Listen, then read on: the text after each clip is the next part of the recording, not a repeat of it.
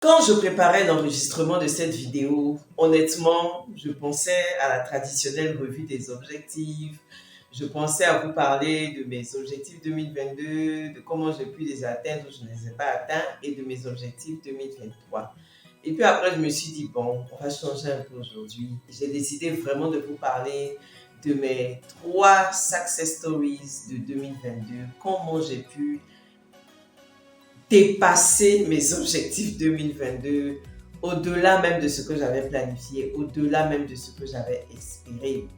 Alors si toi aussi, que ce soit en business ou dans d'autres domaines de ta vie, tu as vraiment du mal à atteindre tes objectifs, tu as vraiment du mal à réaliser ce que tu veux, reste avec moi parce que cette vidéo-là va te faire vraiment beaucoup de bien. Je suis coach fiscal, coach de vie certifié. Ma mission, c'est de t'aider à planifier et à organiser ta vie pour atteindre chacun de tes objectifs. J'ai été salariée pendant un bon bout de temps et puis un matin, j'ai décidé de me lancer dans l'entrepreneuriat.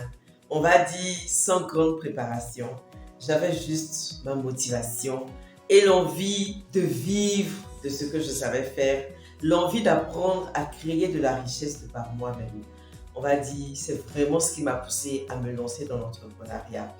Et les premières années de ma vie d'entrepreneur n'ont pas du tout été un long fleuve tranquille. C'était difficile, j'avais du mal à trouver ma voie. Et même si j'avais l'impression d'avoir trouvé ma voie, je n'arrivais pas vraiment à en vivre. Je n'arrivais pas vraiment à atteindre mes objectifs financiers. Et tous les mois, j'étais extrêmement tendue parce que ce que je gagnais était juste limité. Jusqu'à ce qu'à un moment, je me rende à l'évidence et je me dise, Prisca, écoute, si ça ne marche pas, jette l'éponge et puis tu retournes dans l'entreprise. J'avoue que mes parents, mon époux et tout ça aussi m'encourageaient aussi à repartir en entreprise, histoire de bien me repositionner par rapport à mon projet entrepreneurial. C'est ainsi qu'en 2018, je décide de repartir en entreprise. Repartir en entreprise, la mort dans l'âme. Repartir en entreprise avec toute la honte que ça représentait pour moi. Dieu merci, j'ai intégré un organisme international avec tout le salaire et tous les avantages qui allaient avec. Et j'étais vraiment contente parce que j'estimais que c'était une grâce que Dieu m'avait faite d'intégrer une telle entreprise internationale.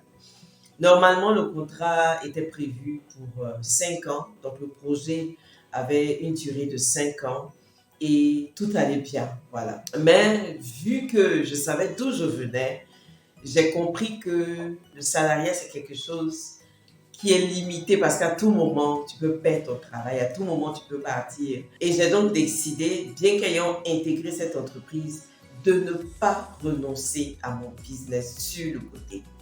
Et donc, j'ai continué les week-ends et les soirs à coacher des gens, à faire du coaching. Donc, je vivais essentiellement des revenus du coaching et des perdièmes, des missions, des voyages et tout ça.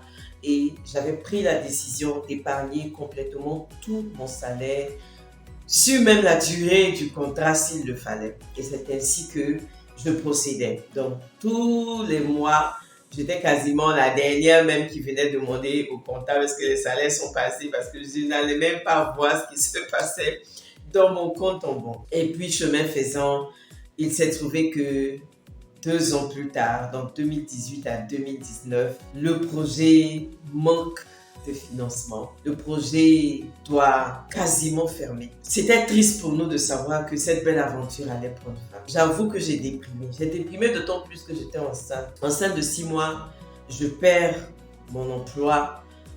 Je dois repartir encore une fois à zéro. Alors qu'en 2018, je me suis dit, je repartais à zéro. Et il se trouve qu'en 2019, je dois encore repartir à zéro. Vous savez, quand certaines situations de vie vous arrivent, la réalité, c'est que c'est difficile, ça fait mal. Je me suis posé énormément de questions. Je me suis dit, mais Seigneur, pourquoi encore? Pourquoi encore tu dois me faire traverser ces difficultés? Pourquoi encore je dois encore lutter? Pourquoi à chaque fois je dois lutter, je dois me battre, j'en ai marre. Je voulais me poser un peu 5 ans pépère dans cette entreprise. Et puis après, j'allais voir ce que je faisais de mon business. Et voilà que là encore, je dois tout reprendre. Vous savez, j'avais 2 choix. J'avais le choix entre rester là, déprimée, voilà, me poser plein de questions, pleurer, surtout que j'étais enceinte. Ce n'est pas pour dire que je pouvais tout de suite retrouver un autre boulot, non. fallait que j'accouche, il fallait que voilà, je m'occupe du bébé un bon moment et tout ça. Donc, c'était parti pour une année encore d'inactivité. Et je me suis dit, au lieu de pleurnicher, au lieu de rester là désespérée, je vais plutôt regarder à ce que j'aime. Je vais plutôt regarder à ce qui est possible pour moi.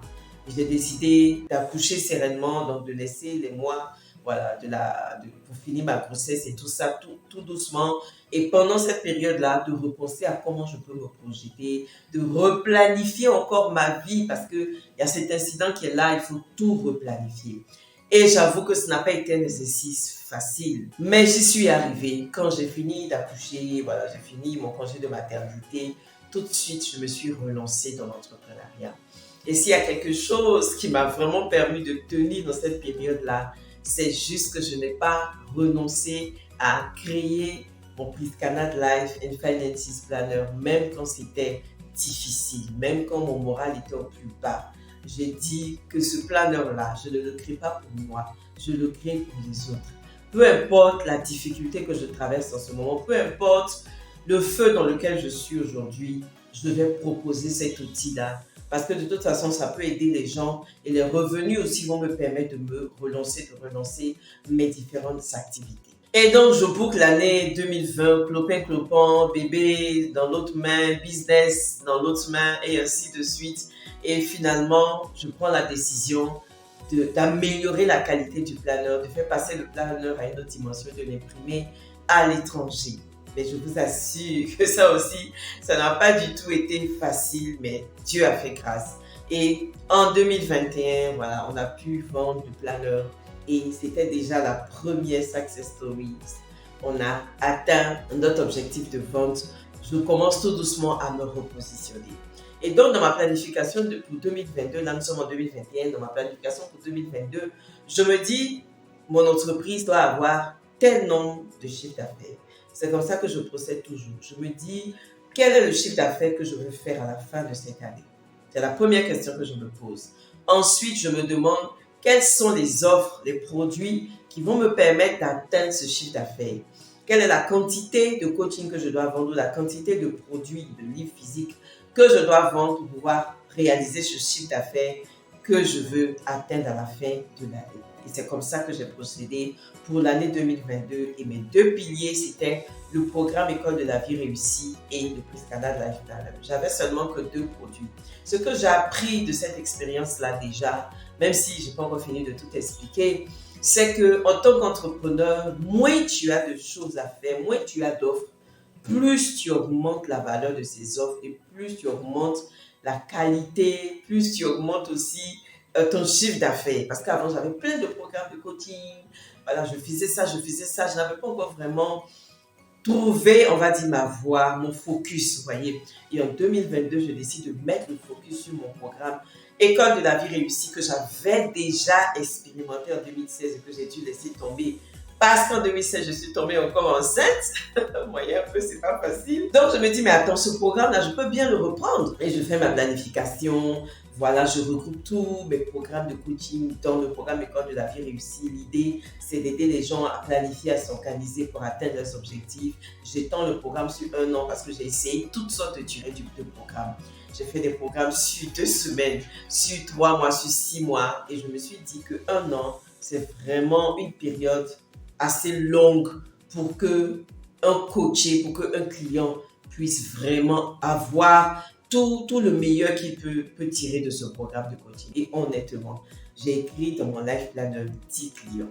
Je vous assure, Dieu m'est témoin, j'ai écrit dans mon life planner 10 clients. Et j'ai fini l'année 2022 avec une quarantaine de clients. Une quarantaine de clients. Objectif, je ne sais pas si je vais dire quadruplement atteint au-delà de ce que j'avais planifié. Tout simplement parce que il faut savoir tirer des leçons de ces expériences.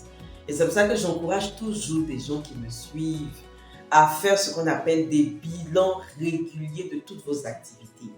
Je me suis assise et j'ai fait le bilan de tous mes programmes de coaching. Qu'est-ce qui a marché, qu'est-ce qui n'a pas marché, qu'est-ce que les gens ont aimé, qu'est-ce que les gens n'ont pas aimé. Et tout ce que les gens ont aimé, j'ai remis ça dans le programme École de la vie réussie. Et bingo, j'ai surpassé mes objectifs. Et plus encore, en milieu d'année, j'ai décidé d'augmenter encore le tarif du programme et j'ai eu encore des clients. Alors, je veux dire à une personne ici que le premier critère pour atteindre un objectif, c'est de croire que c'est possible pour toi d'atteindre un objectif. C'est de croire que c'est possible. C'est que le simple fait de croire que c'est possible que tu atteignes cet objectif-là te fait atteindre l'objectif à 50% déjà. La deuxième success story, je décide de prendre un bureau. Un bureau où je peux vraiment m'épanouir parce que j'ai toujours eu des bureaux dans des habitations où les bébés pleurent, les gens crient, les couples font pas là, tout rentre dans mes coachings. Et donc, j'ai décidé pour l'année 2022 de passer une autre dimension, de prendre vraiment un bureau potable, un bureau, voilà, où j'ai mon bureau à moi, j'ai la place pour mes assistantes et j'ai aussi une petite salle de réunion dans laquelle je peux faire des formations. Et je vous assure que ce bureau de rêve-là, c'est celui dans lequel je suis aujourd'hui. C'est possible pour toi d'atteindre chacun de tes objectifs et de réaliser ce que tu veux, comme souvent même tu l'as dans ton esprit. Et la dernière success story, c'est le prix Canada Life and Finances Planner 2023. Vous savez, c'est bon souvent de faire ce genre de vidéo pour documenter ton parcours entrepreneurial ou bien pour documenter un parcours même que tu es en train de faire dans un autre domaine de ta vie. C'est important souvent parce que c'est un bilan que je suis en train de faire et c'est important de le faire parce que je sais que demain, j'irai dans une autre dimension. Et dans 5 ans, je vais regarder cette vidéo et puis je vais dire, ah, voilà où j'étais il y a 5 ans, voilà où je suis aujourd'hui. C'est de ça qu'il s'agit. Et donc, le Life Planner, objectif, vendre 1000 exemplaires de mon planner au plus tard le 31 janvier 2023. Et j'ai atteint l'objectif avant le délai même que je m'étais défini. J'ai fini de vendre mes planners au 31 décembre 2022. Qu'est-ce qui a été le facteur de succès? C'est tout simplement le fait que quand je suis allée au pot retirer les cartons de planeurs, pour moi, dans mon esprit, c'était des milliers de planeurs qui étaient là. Et honnêtement, je me suis dit dans mon cœur, mais comment je vais faire pour vendre tous ces planificateurs? Comment je vais faire? Et je me suis dit, bon, j'ai 3 mois, donc d'octobre à décembre, j'ai 3 mois pour vendre les planeurs. Alors, qu'est-ce que je fais? Ce que je fais, c'est que je me dis, je ramène les 1000 exemplaires à une quantité quotidienne. Voilà la stratégie. Donc, combien de planeurs je dois vendre en 3 mois pour écouler mon stock de 1000 planeurs? Et quand je fais mes calculs, je dois autour de 5 planeurs. Donc, mon objectif quotidien, ou bien mon objectif même, c'est que l'objectif qui est resté dans mon esprit, ce n'était pas de vendre 1000 planeurs. Non, non. C'était de vendre 5 planeurs par jour. C'était de vendre 5 planeurs par jour. C'est sur ça que j'ai mis le focus. Donc, quelles sont les actions que je devais mettre en place pour vendre 5 planeurs par jour? C'est ce que je faisais.